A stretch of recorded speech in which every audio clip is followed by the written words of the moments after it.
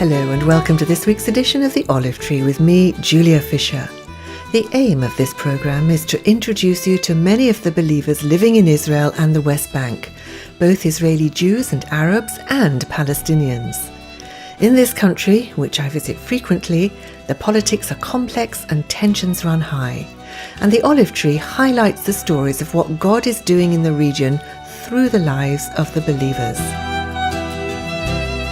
Last week we heard from David Loden, who is using his skill as a musician to bring classical music featuring words from the Bible such as Handel's Messiah to an Israeli audience in their own language. Today we hear from David's wife Lisa. Both David and Lisa have worked tirelessly for many years to encourage reconciliation between Israeli believers and Palestinian Christians. Currently Lisa, a Messianic Jew, teaches Arab students at a Bible college in Nazareth. So every week she drives from her home in Netanya, which is just north of Tel Aviv on the Mediterranean coast, to Nazareth, which is an Arab town. Here Lisa explains why she does this challenging work, and she looks ahead to the future. Yes, I've been teaching leadership training, but basically from the perspective of spiritual leadership, so that the models and the things that I'm looking at have to be filtered through a biblical worldview in order for me to feel comfortable teaching these things to potential spiritual leaders in the Arab community. So I've been doing that for 5 years. You're also involved in writing books and articles, but your latest project is what we're going to concentrate on in this programme. Just tell me the background to this project and how it's come about. The background to this is that this vision has basically been carried for the last 20 years by a number of brethren in the country who have seen the necessity to impact the Israeli society at every level, and not just to see the Messianic congregations themselves grow, but also to be a larger influence in the surrounding society. And so a number of years ago, there was a businessmen's fellowship that was formed that lasted a short time, a number of years actually, and then it kind of fell away. But the vision itself, to see young believers succeed in every area of business and in Israeli society, not only business, but also in the arts, in education, in sport, just basically throughout the society, to see believers in key places who have a calling of God to serve Him in the marketplace.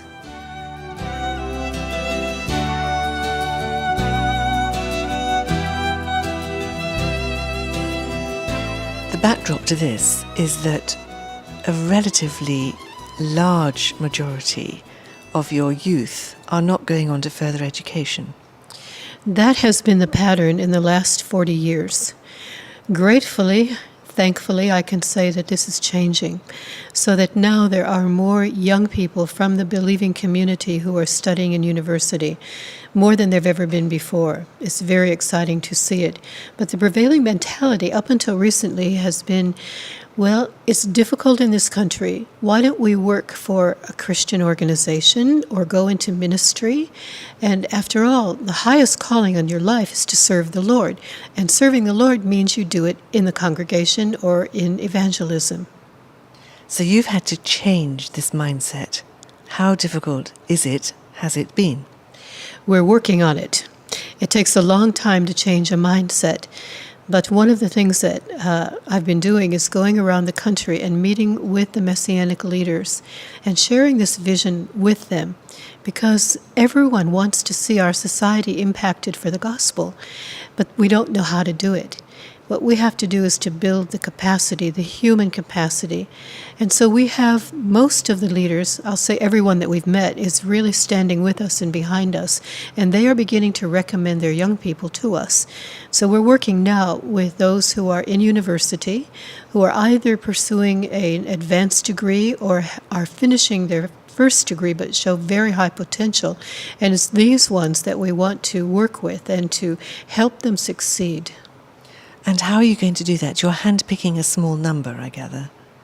Yes, we are. And the program is based on personal individual mentoring so that we will pair the student with a mentor who has studied the profession and is actually working in the profession that the student is studying now. We'll pair them both professionally and spiritually because we don't want just to create arrogant experts. We want to create men and women of God who are serving Him in their profession in the marketplace. Lisa, can you give me an example? Tell me a story of somebody that you're working with. There are developing stories at the moment, and if I were to speak with you again in perhaps 6 months or a year, I could tell you a whole story. But I'll tell you some small stories of these young people that I have had the privilege of interviewing.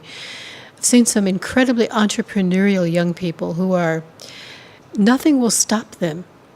One young man saw a small, I don't know what you'd actually call it, a small device. It was a device for massage that he'd never seen before, and it was something very interesting. So he went around to shops, and he asked, "Have you ever seen this?" And they said, "No, we don't know what it is." So he found it on the internet. He went to the bank, he got a loan, and he is 19, okay? Got a loan from the bank, ordered it from China, and then sold the entire lot that he brought in to various shops around the country. Now I see this massage device in lots of places, but he was the initiator. He was the entrepreneur. He's a worship leader. He plays the drums. He's in a band. He goes all over the world. Nothing is going to stop this young man.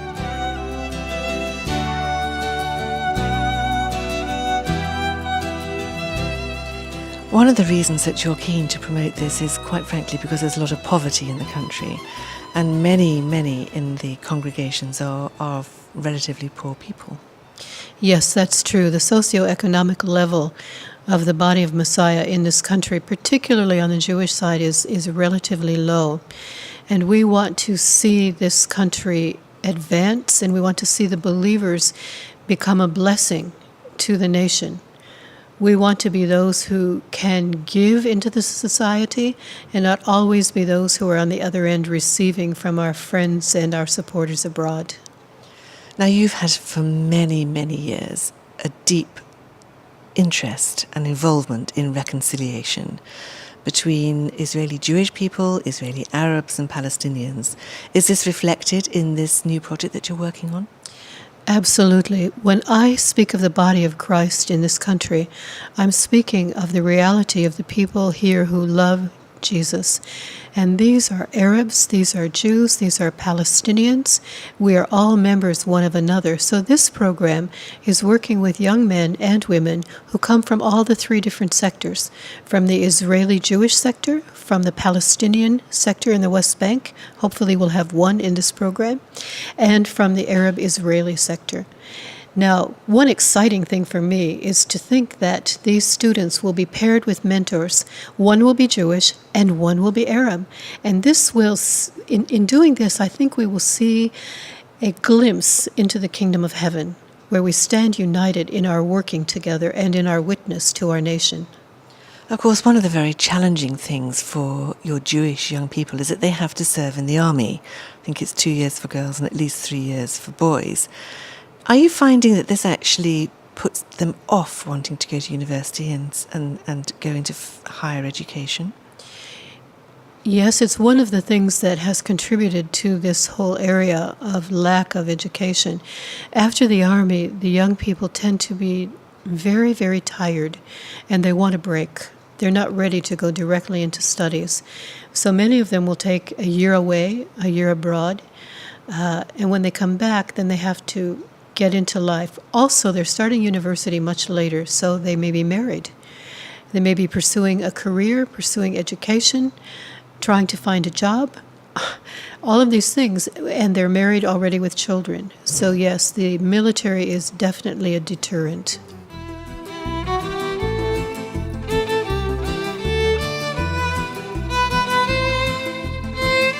So the situation as it currently stands is there are relatively few believing lawyers, engineers, teachers, people in these influential positions. Yes, that's absolutely true. I think there are probably under 10, for sure, under 10 lawyers who come from the believing community. There are, I can think of 3 or 4 doctors only. There are more in the practical professions, but in these other kinds of professions there are fewer. Yeah, not many at all, considering the size of the community. Now, in the UK, it's very costly to go to university these days. What is it here? It's costly to go to university here, but not nearly as much as it is abroad.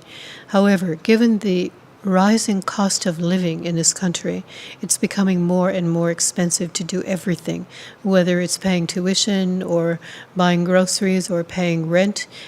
Prices are escalating all the time, so it is a real expense. So, Lisa, to put this project in a nutshell, what are your hopes and dreams for it, and what are you expecting to see, say, in 5 years' time?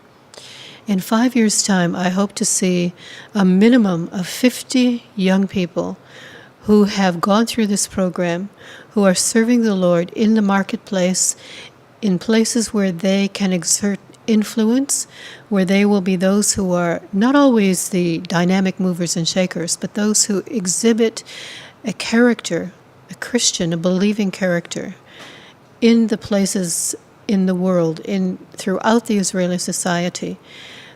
Young people who are committed to see the gospel preached and lived in every sector of Israeli Jewish and Israeli Arab society. This is one of my hopes.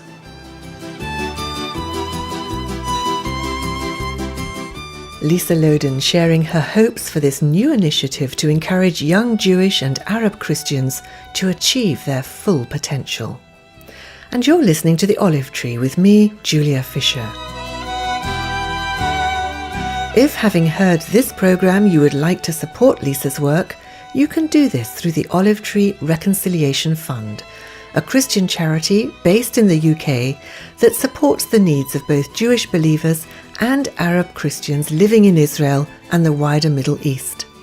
If you'd like to know more about our work and receive our free bi-monthly newsletter, please either visit our website, olivetreefund.org, or write to me, Julia Fisher, at the Olive Tree Reconciliation Fund, PO Box 850, Horsham, RH12 9GA in the UK.